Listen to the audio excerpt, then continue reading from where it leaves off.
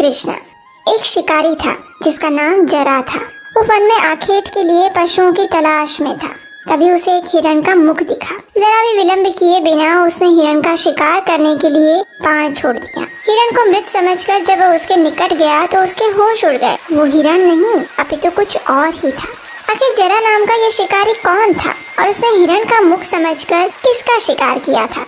इस रहस्य से पर्दा उठाने के लिए चलिए श्रवण करते हैं आज की श्रीमद् भागवतम कथा का, जो कि 11वें स्कंद से ली गई है। भगवान श्री कृष्ण की लीला हो और उसमें रोमांच न हो, ये तो हो नहीं सकता। भगवान श्री कृष्ण के पुत्र सांब तथा अन्य यादव कुमारों के अभद्र व्यवहार के कारण ब्राह्मणों ने यदुवंश को विनष्ट हो जाने का श्राप दिया था। इसके पश्चात भगवान श्री कृष्ण ने सभी यादवों को द्वारिका नगरी छोड़कर प्रभास क्षेत्र चले जाने का निर्देश दिया। इस आदेश को सुनकर उद्धव जी भगवान श्री कृष्ण से भेंट करने आए और उनके बीच आत्मज्ञान को लेकर एक गहन चर्चा हुई।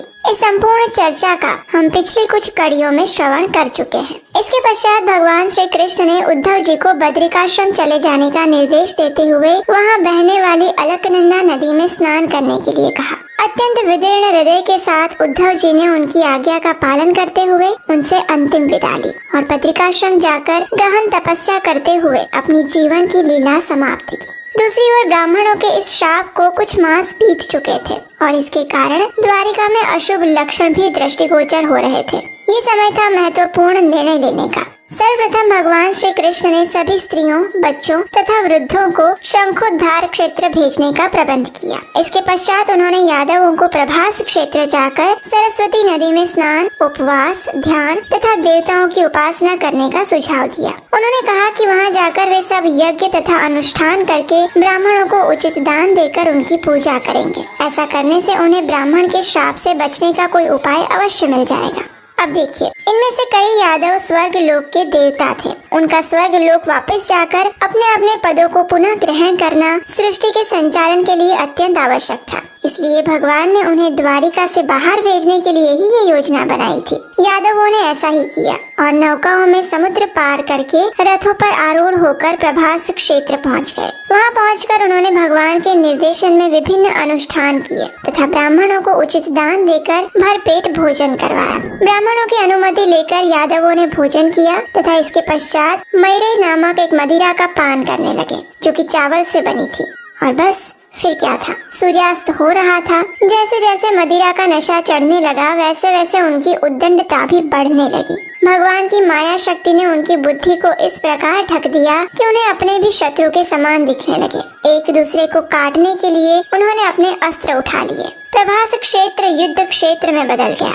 माया के सम्मोहन के कारण पिता पुत्र के साथ, भाई भाई के साथ और दादा पोते के साथ युद्ध कर रहे थे। ऐसा लग रहा था कि मानो सभी अंधे हो चुके थे। प्रद्युम्न सांब के साथ, अक्रूर कुंती भोज के साथ और अनिरुद्ध सात्यकी के साथ युद्ध कर रहे थे। दाशार्ह, वृष्णि, अंधक, भोज, शूरसेन और कुंती वंशी भी मारकाट पर उतर आए थे। हद तो तब हो गई जब अस्त्र शस्त्र टूट जाने पर यादवों ने सरकंड को उखाड़ना शुरू कर दिया, जो उनके हाथों में आते ही लोहे की छड़ें बन गई। इन छड़ों की सहायता से यादवों ने रक्तपात जारी रखा। कोई सोच भी नहीं सकता कि भगवान श्री कृष्ण के निकटतम पार्षद होने के बावजूद भी यादव माया के हाथों में असहाय कठपुतलियां बन चुके थे और कृष्ण बलराम को भी अपना शत्रु मान रहे थे। जब यादव कृष्ण बलराम पर प्रहार करने के लिए दौड़े तो कृष्ण बलराम ने भी लोहे की छड़ें उठाते हुए युद्ध में प्रवेश किया तथा पृथ्वी को यदुवंशियों से विहीन कर दिया। इसके पश्चात बलराम जी ने भी अपनी लीलाओं को समेटने का निर्णय लिया। अपने मन को भगवान पर केंद्रित करते हुए वे समुद्र तट पर बैठ गए तथा स्वयं को स्वयं में लीन करते हुए अंतर ध्यान हो गए। इस प्रकार ब्राह्मणों तथा गांधारी के श्राप के परिणाम स्वरूप यादवों का संपूर्ण विनाश हो गया। अब केवल भगवान श्री कृष्ण ही शेष रह गए थे। प्रभास क्षेत्र में एक ऐसा स्थान था जहाँ सरस्वती और हिरण्या नदी समुद्र में प्रवेश करती है। इसका नाम भृगु तीर्थ था। वहाँ एक पीपल का वृक्ष था। भगवान श्री कृष्ण आचमन करके उस वृक्ष के नीचे बैठ गए। उस समय भगवान ने अपनी माया शक्ति से एक ऐसा रूप धारण किया जो उनके शाश्वत चतुर्भुज रूप से अत्यंत भिन्न था। उन्होंने अपना बायां पांव अपनी दाईं जंघा पर रखा था। उनके निजी आयुध भी अपने स्वरूप में प्रकट हो गए। अब देखिए, अचानक कहीं से जरा नामक एक शिकारी वहां पहुंच गया। वो अपना शिकार ढूंढ ही रहा था कि उसे एक हिरण का मुख दिखाई दिया। जरा ने उसे देखते ही बाण छोड़ा। ये वही तीर था जिसकी नोक पर समुद्र में महाराज अग्रसेन द्वारा पीस कर डाले गए लोहे के दंड का टुकड़ा लगा हुआ था। जब जरा ने निकट जाकर देखा तो आश्चर्यचकित रह गया। वो हिरण का मुख नहीं बल्कि भगवान श्री कृष्ण का पाँव था, जिसे जरा के बाण ने भेद दिया था। जरा समझ गया था कि उसने भगवान के प्रति घोर अपराध कर दिया है, इसलिए वह भगवान के चरणों में गिरकर गिड़गिड़ाने लगा। उसने भगवान से कहा कि इस दुष्कृत्य के दंड स्वरूप वो उसका वध कर दे, परंतु भगवान ने उसे बताया कि सब कुछ उनकी इच्छा से ही हो रहा था। इसके पश्चात भगवान ने जरा को भगवत धाम लौट जाने के लिए कहा। भगवान की आज्ञा पाकर जरा ने 3 बार उनकी प्रदक्षिणा की तथा वैकुंठ से आए हुए विमान में बैठकर वह भगवत धाम वापस चला गया। क्या आप जानना चाहते हैं कि ये शिकारी आखिर कौन था? तो ये शिकारी और कोई नहीं बल्कि भृगु मुनि थे। कई युगों पूर्व उन्होंने भगवान विष्णु के वक्ष स्थल पर अपना पांव रखा था। इस अपराध के फलस्वरूप उन्हें जरा नामक शिकारी की देह प्राप्त हुई थी। भगवान श्री कृष्ण तो ठहरे भक्त वत्सल, भला अपने भक्त को निकृष्ट जीवन जीते हुए कैसे देख सकते थे? इसलिए उन्होंने भृगु मुनि का भी उद्धार कर दिया। कोई भी बुद्धिमान व्यक्ति ये अनुमान लगा सकता है कि सुदर्शन चक्र को धारण करने वाले भगवान श्री कृष्ण भला एक शिकारी के बाण से कैसे आहत हो सकते हैं। भगवान की ऐसी दिव्य लीलाएं भक्तों का कल्याण करती है, साथ साथ नास्तिकों को भ्रमित भी करती है।